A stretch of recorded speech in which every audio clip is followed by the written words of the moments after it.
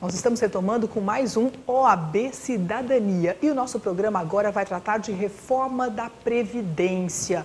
O que tem de importante sobre esse assunto e o que interessa à sociedade para que fique atenta acompanhando as atuais mudanças. Para falar sobre esse tema, nós vamos receber o presidente da Comissão de Estudos e Atuação Previdenciária, Dr. Flávio. E vamos falar também com o vice-presidente da Comissão de Estudos e Atuação Previdenciária da OAB Alagoas, Dr. Jaime Canuto. Nós vamos então tratar desse assunto que interessa a toda a sociedade. Mas o que está preocupando? Será que é o limite de idade? Quais requisitos estão sendo modificados? Para homens, para as mulheres, o que efetivamente está prestes a mudar? Eu acho que um ponto é fundamental. É importante que esse assunto seja tratado com muita cautela e que as especulações no que diz respeito ao déficit da Previdência não sejam somente especulações, que concretamente esses estudos sejam realizados e que as mudanças sejam cirúrgicas. Isso é fundamental. Doutor Flávio, com relação à mudança da idade, o que se espera? O que se está tramitando no Congresso Nacional? As mudanças estão para acontecer, vão vir altamente danosas para a sociedade brasileira. O governo quer transformar o beneficiário da Previdência em um mortuário. Cito, a expectativa de vida, doutora, em Alagoas é 66 anos de idade. O governo quer unificar a idade de 65 anos, homem e mulher. Mas o fator mais relevante não é só idade, é contribuição. Hoje a aposentadoria é idade e tempo de contribuição. Homem, 65, mais 15 anos de contribuição. Mulher, 60 anos, mais 15 anos de contribuições. O governo quer ampliar homem de 15 anos para 35 anos de contribuições e mulher de 15 anos para 30 anos de contribuições. Esse é o fator relevante que o governo não está publicizando. É quase impossível alguém se aposentar numa região nossa que é muito carente de emprego, chegar a 65 anos, tem carteira de trabalho, todo esse longo tempo de trabalho. E, na verdade, doutor Flávio, o que é importante compreender é que hoje a aposentadoria no Brasil já não tem como base de referência, o tempo que a pessoa trabalha, e sim tempo de contribuição.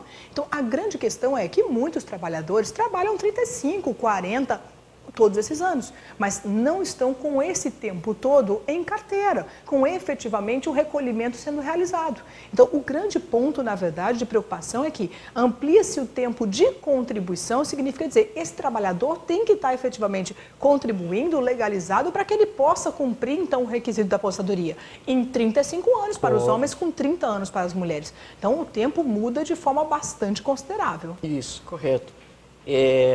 E outro detalhe relevante é que o governo quer fazer uma mudança no benefício assistencial por idade, a chamada LOAS, ou seja, o beneficiário que não tiver o requisito 65 anos mais 35 anos de contribuição para homem e 65 anos mais 30 anos de contribuições para mulher, ele diz, não, mas eu vou LOAS, LOAS é os 65 anos, não tem problema. Só que o governo diz, o LOAS agora não é 65, é 70 anos de idade. Mas para que o nosso telespectador possa compreender, o que é o LOAS, doutor Jaime? O LOAS, na verdade, é um amparo assistencial ao idoso e ao deficiente. O que o doutor Flávio estava falando era do amparo social ao idoso, que hoje a legislação ele coloca como uma mulher 65 anos de idade. Então, para o caso, só para alertar, no limite de idade, na idade, o idoso, 65 anos para homens e mulheres. Esse é o LOAS, hoje. Exatamente, com um item importantíssimo para falar, que é a condição de miserabilidade. O que é essa condição de miserabilidade, para a população entender? É apenas a renda per capita inferior a 1/4 do salário mínimo vigente nesse país. Então, para ter direito ao LOAS, o cidadão tem que estar na condição de miserabilidade, o que significa perceber até 1/4 do salário mínimo, é isso? É a renda per capita. A renda per capita. Dois requisitos. O primeiro é a idade mínima, que seria 65, e o segundo seria essa renda per capita inferior a um quarto salário mínimo vigente. Veja que situação, é para a população realmente que tem condição delicada economicamente falando. Então é para uma população que realmente é carente e precisa da ajuda do poder público. Então a regra é para mudar de 65 para 70 anos de idade, então qualificando ainda mais o requisito, é isso?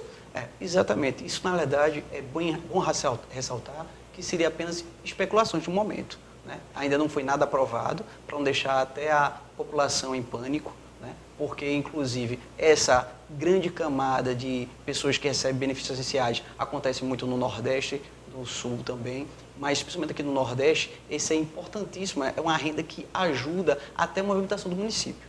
Então, principalmente para essas pessoas mais carentes, assusta muito esse tipo de mudança. Então, a gente tem esse maior cuidado em informar que ainda não foi nada aprovado, é apenas especulações de projetos. Doutor Jaime, agora nesse ponto eu deixo aqui um alerta. É verdade que o momento não é de pânico, não é momento de se desesperar. Todavia, nós não podemos deixar de acompanhar o que está acontecendo nesse processo legislativo, porque muitas vezes o brasileiro ele só vai reclamar quando a lei já é aprovada. E isto não adianta.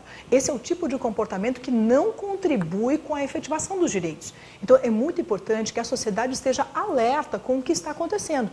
É um projeto de mudança que está tramitando no Congresso Nacional e que, portanto, precisamos ficar atentos. Então, isso é fundamental. Então, não é para desespero, mas é para tomar atenção, tomar cuidado com o que está acontecendo no país. Então, muitas vezes, uma lei é aprovada e nós somos surpreendidos com a sua publicação. Isso não pode acontecer em termos de previdência, até porque é uma população que precisa muito. Então, nós não podemos ficar silentes quanto a isso.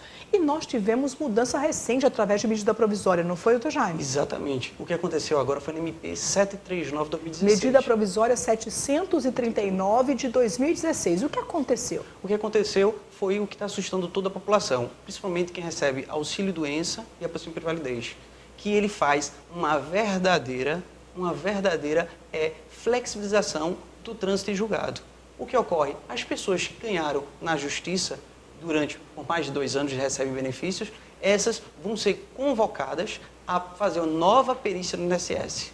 E isso é assustador, porque pessoas que conseguiram, com ações que transitou em julgado, com tempo indeterminado, de repente ter que ser convocado para fazer uma nova perícia. Vamos entender bem a situação. Veja, o cidadão vai à justiça e consegue uma decisão favorável. Muito bem. Decisão da qual não cabe mais recurso. Esta é uma decisão transitada em julgado. Significa dizer, não cabe mais recurso. A decisão foi deferida, portanto, o cidadão está recebendo o benefício.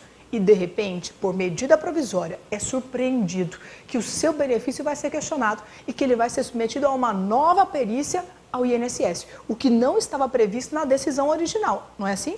Perfeitamente, é isso mesmo. O que deixa todos os advogados, a população insatisfeita é com esse tipo de movimentação do governo, porque através de um MP começar a flexibilizar o trânsito de julgado, há vários problemas com isso. Então, o principal que temos que fazer é conseguir, junto à população, junto à sociedade, lutar para isso não passar, porque é danoso para toda a sociedade e para todos os aposentados. E para que todos entendam, o direito à segurança jurídica, que vem a partir do trânsito em julgado, é dizer, eu tenho uma decisão judicial, dela não cabe mais recurso, eu digo sempre, é o ponto final da história, está decidido. Agora vem uma medida provisória e diz, não está bem decidido, porque ainda há possibilidade de mudança. Essa é uma insegurança jurídica que a Constituição não permite. A Constituição brasileira garante a estabilidade das decisões, garante, então, a chamada coisa julgada, é dizer, é o ponto final e não muda mais. É dizer que nós estamos desrespeitando o texto constitucional. E por se tratar de uma medida provisória, é alertar a sociedade. Ela pode não ser convertida em lei. E significa dizer, vai valer por um período, mas se não for convertido em lei, deixa de valer. E é isso que nós precisamos. Quando o Dr. Jaime diz chamar a sociedade para a responsabilidade de que esta medida provisória não pode ser convertida em lei, é chamar os nossos parlamentares que foram escolhidos por esta sociedade à responsabilidade. Dr. Jaime, Dr. Flávio, a verdade é que essa situação não pode ser admitida num país de democracia, num país, num Estado democrático de direito. Não é verdade, Dr. Flávio? Correto, correto. A história sempre mostrou, em toda a luta entre o capital e o trabalho, sempre quem perde é o trabalho. E essas medidas são altamente danosas, como eu falei, a trabalhista e a previdenciária. A medida provisória 739 é que convoca todos os beneficiários, como o Dr. Jaime falou, que recebe o benefício, auxílio doença ou aposentadoria por invalidez, quer seja administrativo ou judicial, ressalte, há mais de 2 anos. Serão convocados. Veja, o sujeito já está aposentado há mais de 2 anos, por uma decisão da qual não cabe mais recurso. Isso, corretíssimo, corretíssimo. A medida provisória é muito clara. Serão convocados quem recebe benefícios previdenciários, auxílio doença ou aposentadoria por invalidez há mais de 2 anos, que será submetido a uma revisão médica, será convocado mediante carta e terá o prazo de 5 dias para se apresentar à sua agência para marcar a data para ser submetido à perícia médica. O período é muito claro, a medida provisória vai de setembro a março de 2017. Agora, ressalte-se que a validade da medida provisória vai até o dia 30 de novembro. É importante que ela não seja convertida em lei e que todos acompanhem o que está acontecendo com o país. Quando nós falamos que um cidadão que já está aposentado há mais de 2 anos vai ser chamado a se submeter a uma nova perícia médica junto à agência do INSS, a impressão que dá é que o processo a qual ele foi submetido era precário. Até parece que não correu anos uma ação judicial para dizer que o cidadão tinha direito. Parece que nós estamos brincando de fazer processo. E isso nós não podemos admitir que isso se estabeleça no nosso país. É fundamental que a Constituição Federal seja respeitada e nós não podemos aceitar que esse tipo de medida provisória seja convertida em lei. É importante acompanhar o processo de emenda constitucional que está tramitando para a reforma da Previdência. É preciso acompanhar todas as medidas provisórias que tramitam a respeito deste assunto e que a sociedade esteja atenta. Esse tema interessa a toda a sociedade. Nós agradecemos a presença do Dr. Flávio Gilberto, presidente da Comissão de Estudos e Atuação Previdenciária, Dr. Jaime Canuto, também da Comissão de Estudos e Atuação Previdenciária da OAB Alagoas. Obrigada pela contribuição dos senhores aqui e, mais uma vez, nosso OAB Cidadania trata de assuntos muito interessantes para toda a sociedade.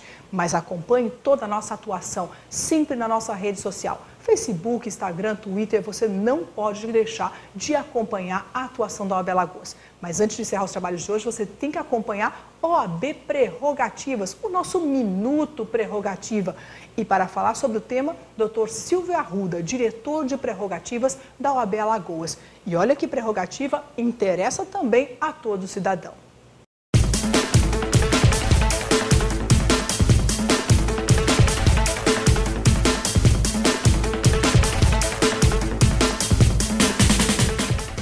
É recorrente a quantidade de ligações que nós recebemos de advogados que têm problema no acesso aos seus clientes nas delegacias. E advogados também que nem conseguem ter acesso à delegacia. Na hora que chegam na porta da delegacia, na entrada, na recepção, eles são barrados e enfrentam uma série de exigências e dificuldades para poder ter acesso à parte interna da delegacia e aos seus clientes. Visando solucionar isso, nós tivemos um contato na Delegacia Geral, fizemos uma reunião com o Dr. Paulo Cerqueira, ele foi muito receptivo e nos garantiu que iria fazer uma portaria determinando esse atendimento para que nós não tivéssemos tantos problemas no exercício tão simples da profissão. Por outro lado, também tivemos alguns casos emblemáticos e pontuais de agressão de advogados por policiais militares, de rispidez na abordagem, e isso nos fez que buscando uma solução, procurássemos a Polícia Militar e nós vamos ter participação no curso de formação da Polícia, dando aula de prerrogativas aos militares que estão em formação. É assim que nós estamos trabalhando para a prerrogativa do advogado alagoano. A prerrogativa é do advogado, mas o direito é do cidadão. E ponha na sua cabeça, junto nós somos um só.